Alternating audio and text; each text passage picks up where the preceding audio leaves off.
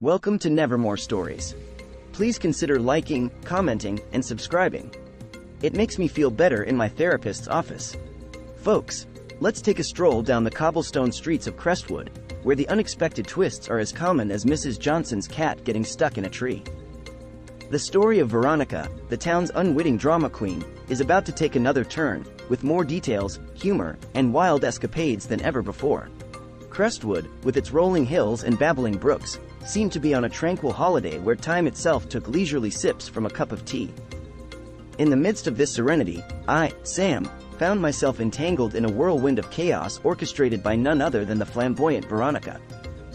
Brace yourself for an extended roller coaster ride through Crestwood, filled with more drama than a Shakespearean play, more laughter than a comedy show, and enough twists to keep you guessing. Veronica, bedecked in jewelry that could rival a Christmas tree in Times Square and a perfume so potent it could double as bug repellent, made her grand entrance into Crestwood like a tornado in a teacup. The town's tranquility was about to get a wake-up call complete with glitter, drama, and a touch of chaos. Our story unfolds on a lazy Sunday afternoon, with Emily, my partner in crime and the love of my life, by my side. We were casually strolling through Crestwood's heart, the sun casting a golden glow on the cobblestone streets, and the scent of freshly baked pies wafting from Mrs. Thompson's bakery. Little did we know that the calm before the storm was about to be shattered by the arrival of our very own drama queen. Veronica, with a smile that could eclipse the sun, twirled into our lives near the town square. She began spinning a tale with more twists than a Rubik's Cube in a blender. 3 kids by 23, all under the care of child support checks. It was a soap opera plot reaching its climax, and Crestwood was about to be the grand stage for this unfolding drama. Now, I've always been one to avoid judging a book by its cover, but Veronica's story had more layers than an onion in a master chef's kitchen. Crestwood, usually the canvas for quiet, predictable events, was now the backdrop for the theatrics of a budding soap opera star. Veronica, fueled by the desperation of someone who'd faced more setbacks than a kangaroo trying to ride a unicycle, wasted no time in weaving her web of enchantment around us. She played the damsel in distress card with the finesse of a magician pulling rabbits out of a hat, dropping hints about overdue bills and a tragic lack of funds for her kids' imaginary soccer tournaments. Emily and I, understanding the game we were unwillingly participating in, decided to turn the tables and inject some laughter into Veronica's drama. Our first move involved creating a facade of a life so glamorous it could put Hollywood to shame. I casually mentioned my impressive collection of vintage board games, each with a story more riveting than a suspense novel.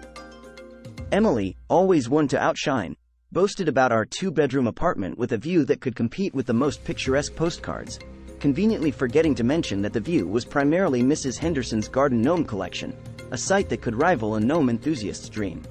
Veronica, bless her hopeful heart, swallowed the bait like a catfish eyeing a juicy worm. She began seeing us as Crestwood royalty, and I could almost see the imaginary dollar signs reflecting in her eyes like misplaced constellations. Now, for the pièce de résistance, the grand illusion of the Crestwood Gala, an event so exclusive that even the mayor needed an invitation.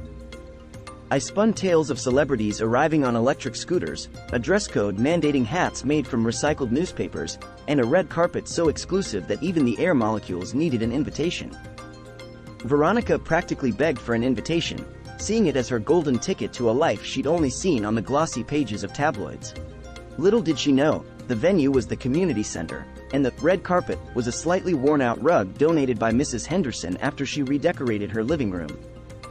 To add the final, ridiculous touch, we sent her an invitation with a holographic image of a snail doing the cha-cha, a classic prank shop gem that screamed, "Welcome to Crestwood, where even our imaginary galas move at a snail's pace." The night of the non-existent gala arrived, and Crestwood was buzzing with anticipation. Veronica, decked out in a gown that could only be described as a glitter explosion at a discount fabric store, arrived at the community center.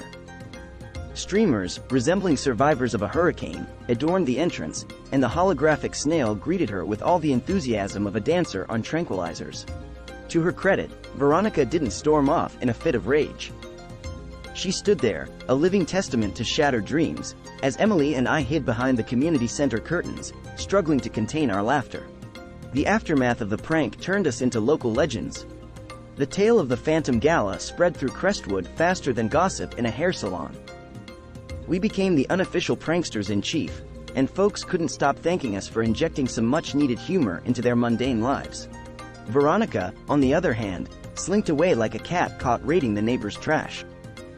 Maybe she decided Crestwood wasn't the gold mine she'd hoped for, or perhaps she realized that holographic snails were as close to Hollywood glamour as she'd ever get. As I sit here, reminiscing about the day we pranked the would-be fortune hunter, I can't help but chuckle. Life in Crestwood may not be as thrilling as a blockbuster movie, but it sure is entertaining when you know how to add a touch of mischief to the mix.